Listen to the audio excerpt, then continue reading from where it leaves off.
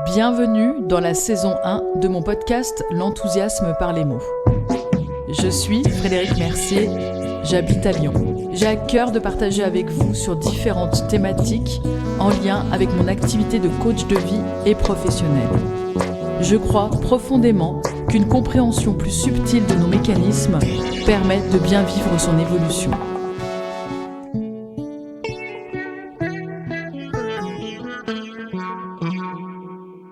Bonjour à tous. Je vous remercie déjà pour votre envie d'écouter ce podcast. Après une première vie professionnelle au sein d'organismes de formation, dans des missions plus commerciales, j'ai voulu mettre à profit mon expérience et mon envie de partager avec les autres des solutions et des méthodes pour mener à bien leurs objectifs. Le coaching, c'est une vision positive et enthousiaste de l'avenir.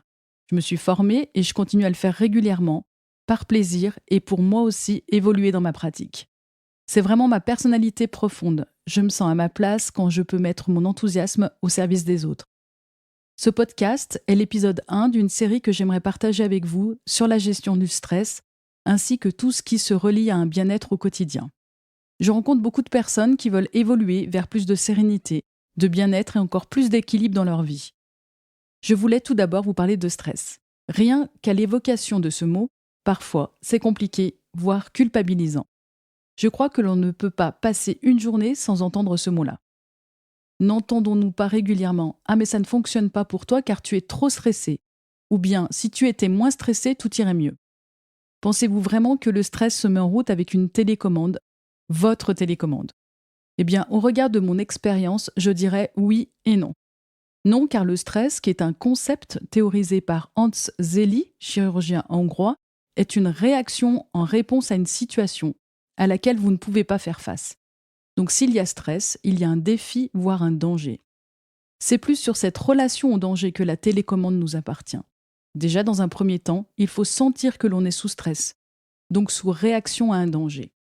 Parfois, c'est facile de s'en rendre compte. Je transpire, j'ai peur, j'ai envie de partir loin. Le danger est représenté par un rendez-vous important, une prise de parole. Et d'autres fois, notamment quand il s'inscrit dans la durée, je n'en ai pas forcément conscience. On associe souvent stress et travail, ou bien stress et notre façon de vivre actuellement. On imagine que c'est normal et surtout que cela démontre une façon de s'investir. Ce sont des symptômes physiques récurrents, douleurs cervicales, maux de tête, insomnie, qui pourraient me faire prendre conscience de mon état. Une émotion à elle seule ne démontre pas que je suis stressée, c'est bien une manifestation dans mon corps. Comment en déduire que ce stress est dangereux ? Il le devient à partir du moment où il agit sur mon corps, ma vision de la vie, mon état émotionnel, mon lien avec les autres. Maintenant que vous avez mieux compris cette notion de stress, comment agir concrètement ? Plusieurs étapes dans la gestion du stress. La première, c'est de limiter l'impact afin de baisser le niveau de stress. J'utilise souvent l'image de la télécommande qui baisse le son étant cette relation au danger. Si je respire mieux, si je m'écoute dans mes réactions, j'ai accès à mon volume. Au quotidien, c'est créer un rituel de ressourcement par une alimentation variée, un sommeil réparateur, des moments qui nous font du bien, afin de sécréter de la dopamine. Vous aimez faire des balades, jouer de la musique, lire, n'oubliez pas ce qui vous rend heureux.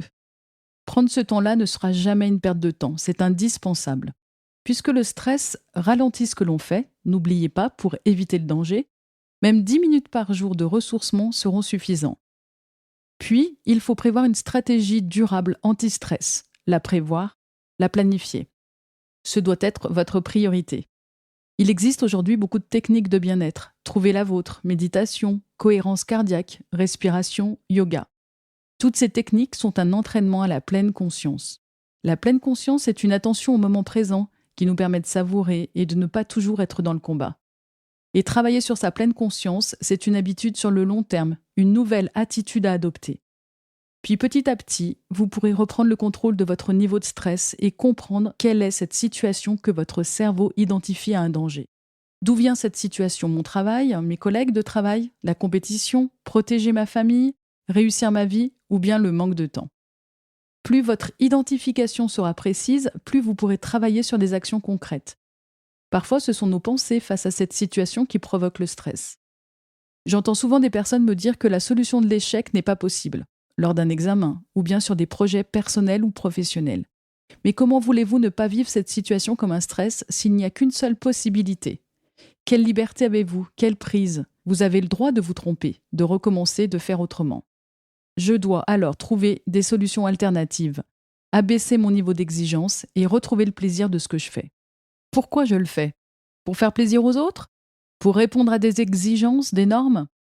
Il y a bien une motivation profonde, plus forte, qui a plus de sens pour moi, qui va me permettre de voir cette situation plus positivement. Lors de mes accompagnements, après le moment de ressourcement, on dédramatise les situations, on voit les choses autrement. On cherche du sens à ce que l'on vit, ce que l'on fait pour plus de joie et de confiance. Et enfin, on se protège des intrusions. Je vous remercie pour l'écoute de ce premier épisode. À bientôt.